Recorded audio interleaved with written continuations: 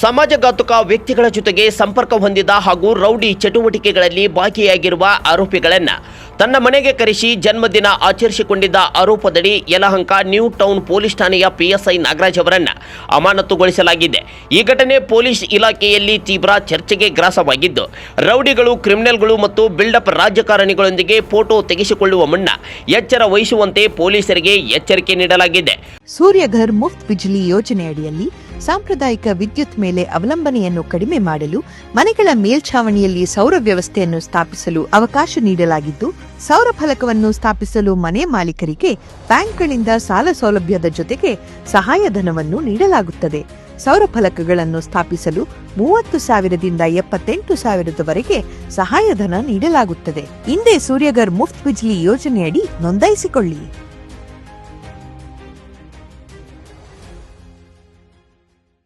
Police sub inspector Nagaraj land grabbing ಸೇರಿದಂತೆ ಹಲವು ಪ್ರಕರಣಗಳಲ್ಲಿ ಆರೋಪಿಯಾಗಿರುವ ದಾಸ ಎಂಬಾತನನ್ನು ತನ್ನ ಮನೆಗೆ ಆಹ್ವಾನಿಸಿ ಜನ್ಮದಿನ ಆಚರಿಸಿಕೊಂಡಿದ್ರು. ಈ ವೇಳೆ ಕೇಕ್ ಕತ್ತರಿಸಿ ದಾಸನಿಂದ ಸನ್ಮಾನವನ್ನು ಸ್ವೀಕರಿಸಿದ್ರು. ಈ ಸಂಬಂಧ ಫೋಟೋಗಳು ಮತ್ತು ವಿಡಿಯೋಗಳು ಸಾಮಾಜಿಕ ಜಾಲತಾಣಗಳಲ್ಲಿ ವೈರಲ್ ಆಗಿ ವ್ಯಾಪಕ ಆಕ್ರೋಶಕ್ಕೆ ಕಾರಣವಾಗಿದೆ. ಪಿಎಸ್ಐ ನಾಗರಾಜ್ ಜನ್ಮದಿನ ಆಚರಿಸಿಕೊಂಡಿದ್ದ ದಾಸ ಎಂಬಾತನ ವಿರುದ್ಧ ಬೆಂಗಳೂರಿನ ವಿವಿಧ ಪೊಲೀಸ್ ಠಾಣೆಗಳಲ್ಲಿ ಹಲವು ಪ್ರಕರಣಗಳು ದಾಖಲಾಗಿವೆ.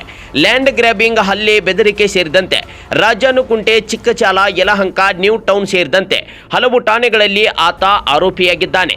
ಇಂತಹ ಸಮಾಜಘಾತುಕ ವ್ಯಕ್ತಿಯೊಂದಿಗೆ ಪೊಲೀಸ್ ಅಧಿಕಾರಿಯ ಸಂಪರ್ಕ ಗಂಭೀರ ಸ್ವರೂಪದಾಗಿದೆ.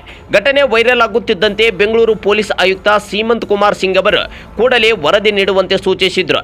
ವರದಿ ಪರಿಶೀಲಿಸಿದ ಪೂರ್ವ ವಲಯ ಜಂಟಿ ಪೊಲೀಸ್ ಆಯುಕ್ತ ರಮೇಶ್ ಬಾತನ್ ಅವರು ಪಿಎಸ್ಐ ನಾಗರಾಜ್ ಅವರನ್ನು ಅಮಾನತುಗೊಳಿಸಿ ಆದೇಶ ಹೊರಡಿಸಿದ್ದಾರೆ.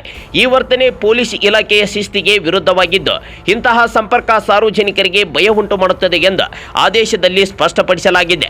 ಮುಂದೆ ಯಾವುದೇ ಪೊಲೀಸ್ ಅಧಿಕಾರಿಗಳು ರೌಡಿಗಳು, ಕ್ರಿಮಿನಲ್ಗಳು ಅಥವಾ ಸಮಾಜಘಾತುಕ ಚಟುವಟಿಕೆಗಳಲ್ಲಿ ಭಾಗಿಯಾದವರ ಜೊತೆಗೆ ಸ್ನೇಹ, ವ್ಯವಹಾರ ಅಥವಾ ಪಾರ್ಟಿಗಳನ್ನು ಸಹಿಸುವುದಿಲ್ಲ ಎಂದು ಬೆಂಗಳೂರು ಪೊಲೀಸ್ ಆಯುಕ್ತರು ಈ ಮೂಲಕ ಇಲಾಖೆಯ ಎಲ್ಲ ಸಿಬ್ಬಂದಿಗೆ ಸ್ಪಷ್ಟ ಸಂದೇಶ ರವಾನಿಸಿದ್ದಾರೆ. ಇಂತಹ ಘಟನೆಗಳು ಸಾರ್ವಜನಿಕರಲ್ಲಿ ಪೊಲೀಸರ ಮೇಲಿನ ನಂಬಿಕೆಯನ್ನು ಕುಗ್ಗಿಸುತ್ತವೆ ಮತ್ತು ಜನರು ಭಯವಿಲ್ಲದೆ ಪೊಲೀಸ್ ಠಾಣೆಗೆ ಬರಲು ಸಾಧ್ಯವಾಗುವುದಿಲ್ಲ ಎಂದು ಆಯುಕ್ತರು ಒತ್ತಿ ಹೇಳಿದ್ದಾರೆ.